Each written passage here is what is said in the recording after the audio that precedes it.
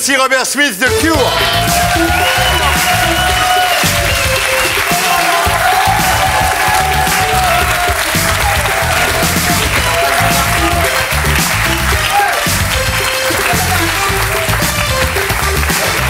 Bonsoir.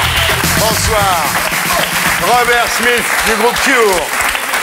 Nous sommes très heureux de vous avoir sur ce plateau, Robert Smith.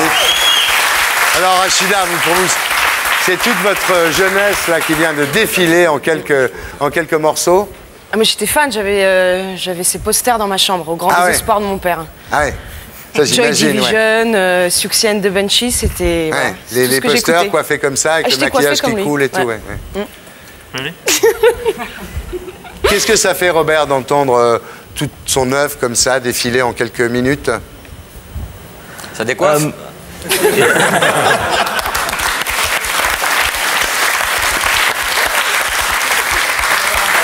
Alors en 2002, à Berlin, vous avez joué l'intégralité de 3 de vos albums sur scène. Et ce concert, plus des bonus, dont une interview de vous de 30 minutes, sortent en double DVD.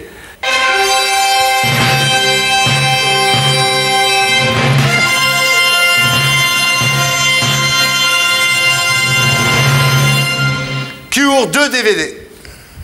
Magnéto CH.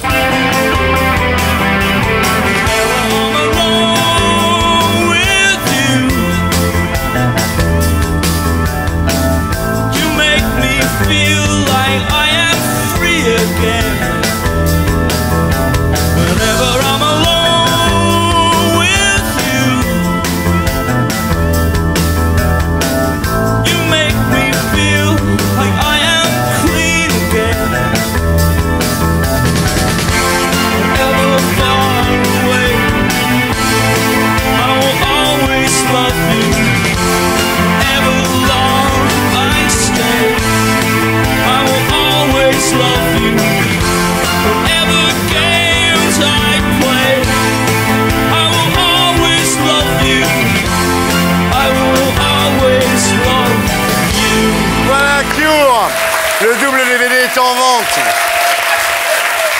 Alors Robert Smith, vous avez 44 ans, vous êtes né en 1959 à Blackpool, au bord de la mer, dans le nord-ouest de l'Angleterre.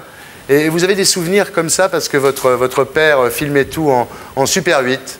Et vous regardez des films, on vous voit courir sur la plage avec des ânes à l'arrière-plan. Vous êtes bien informé, dites donc. J'ai des souvenirs du goût du sable de quand j'étais très petit. De l'odeur des ânes aussi. Oui, c'est vrai, c'était l'un des aspects de la plage à Blackpool. Je crois qu'il y a encore des ânes qui courent sur la plage de Blackpool. Vous vous souvenez quand vous déterriez les vers de terre pour les faire manger à votre sœur, Robert? Je m'en souviens. Et c'est tout à fait vrai. Mais elle avait toujours tendance à me donner le vomi d'un de ces animaux à manger à moi. Ah, quelle famille! C'est la famille Adams. Alors, à 13 ans, vous avez votre première guitare, et puis ensuite, vous montez vos premiers groupes. Vous faites beaucoup à l'époque de reprises de Jimi Hendrix. Hein. Alors, en 76, c'est l'arrivée du punk, des Sex Pistols. Là, vous montez votre groupe qui s'appelle d'abord Easy Cure en 77. Et un jour, vous réagissez à une annonce dans le journal, une annonce d'un label qui s'appelle ANSA, qui dit « Voulez-vous devenir une star ?» Et là, évidemment, vous enregistrez une cassette dans la salle à manger de vos parents, et ça marche. Nous avons fait effectivement quelques démos qu'on a proposées, mais enfin à la fin ils se sont débarrassés de nous parce qu'ils n'aimaient pas notre musique. Mais enfin, oui, c'est-à-dire qu'Ansa, il voulait que vous fassiez que des reprises en fait, il voulait pas vos chansons originales. Et puis alors ça a vraiment frité quand vous êtes arrivé avec votre single qui s'appelait Killing an Arab. Tuer un arabe, alors évidemment ça a fait scandale dans la maison de disques, et en fait vous c'était inspiré par le meurtre absurde de l'étranger de Meursault dans le bouquin de Camus, mais c'est vrai qu'en Angleterre ce titre Killing an Arab a été récupéré par le National Front, qui est un petit peu en France le Front National. Oui, il y a une seule chose que je regrette dans toute ma vie, c'est effectivement le titre de cette chanson. Parce qu'à 17 ans, il me semblait que tout le monde s'intéresserait autant que moi à Albert Camus. Et tout le monde comprendrait, disons, l'angst existentiel d'Albert Camus. Et ce titre m'avait obsédé en tant qu'auteur. Mais évidemment, on a pensé qu'il s'agissait disons, d'un appel au meurtre, ce qui n'était évidemment pas le cas. Alors, ce qui est sympa, par contre, c'est qu'au cours des années, j'ai pu faire connaître l'existentialisme français à l'étranger. Bien sûr, vous avez fait beaucoup pour Camus, effectivement. Alors, malgré tout, vous devenez rapidement culte et autour de vous, on assiste à l'émergence de ce qu'on a appelé le look gothique, avec beaucoup de pulsions suicidaires, des pulsions homicides, nihilistes. Hein. Il y avait deux choses, le côté un peu ténébreux que je pouvais présenter et puis le groupe qui faisait un peu les marioles. Ça a commencé comment, votre coiffure? Disons que tous les 10 ans, je coupe tout, je rase tout et puis je recommence à zéro. Et pourquoi vous avez décidé de vous maquiller aussi? Disons que pour les mêmes raisons que les acteurs et les actrices se maquillent, cela me permet de me présenter sous un jour, disons, plus flamboyant. Privé de mon maquillage, je me sens un peu plus réservé. Vous avez un côté un peu Liz Taylor pochetronné quand même.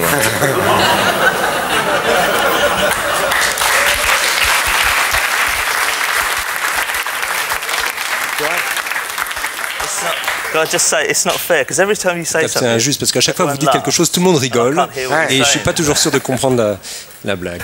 Vous avez pris beaucoup de drogue, hein, Robert? Ici? Non, pas ici. Non. Dans sa carrière. Vous dites, j'ai eu peur à force de me griller les neurones et de ne plus reconnaître personne.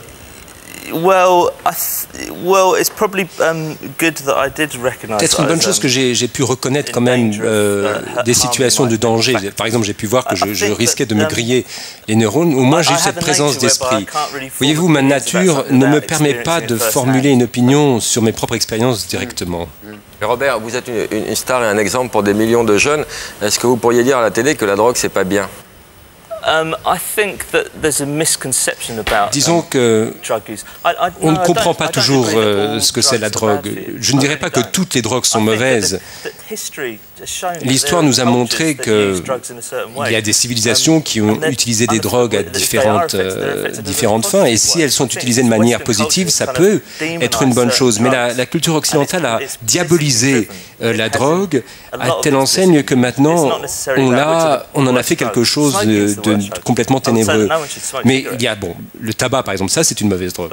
Robert Smith, on peut dire que vous, en tous les cas, pour vous débarrasser de la drogue, la religion n'a été d'aucun secours, parce que vous aviez un frère aîné qui était hippie, qui était revenu d'Asie et qui passait son temps à mettre de l'encens dans la cuisine de vos parents. Et c'est vrai que ça faisait tellement d'histoire que la religion ne vous a pas semblé une vraie solution. Vous savez, ma famille était catholique et ça, c'est une bonne recette pour se transformer en meuble jusqu'à la fin de ses jours.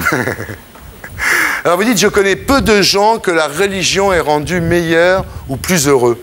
C'est grave quand même, ça. On ne veut pas être complètement désinvolte par rapport à ça, mais la notion de foi, c'est quelque chose qui m'a toujours intrigué. Personnellement, je n'ai aucune foi en quoi que ce soit, sauf ce que j'arrive à voir de mes yeux et toucher de mes doigts. Mais je sais qu'effectivement, il y a des gens qui ont une foi absolument incroyable et je les envie. J'aimerais bien avoir cette foi. Mais au fond, je me dis, est-ce qu'ils ne font pas que de se bercer d'illusions? Vous êtes comme ça, Rachida, vous? Je suis en partie d'accord avec ce qu'il dit, la foi. Pour moi, elle doit être personnelle, intime, elle ne doit pas être dévoilée d'une part. Puis il y a des psys aussi, en qui on peut mettre un peu tous ces espoirs. La religion, souvent, pour moi, c'est les désespérés qui ont besoin, ça peut être noble. Et ceux qui vont voir les psys, vous ne pensez pas que c'est désespéré, non? Si, aussi, mais ça se situe à chacun le met où il en veut. Ouais. Parce que vous êtes allé voir un psy, si vous aviez eu la foi, vous seriez allé voir un curé, non? Bah oui. Réponds. Fais gaffe, Laurent, tu vas t'en prendre. Voilà, je suis athée.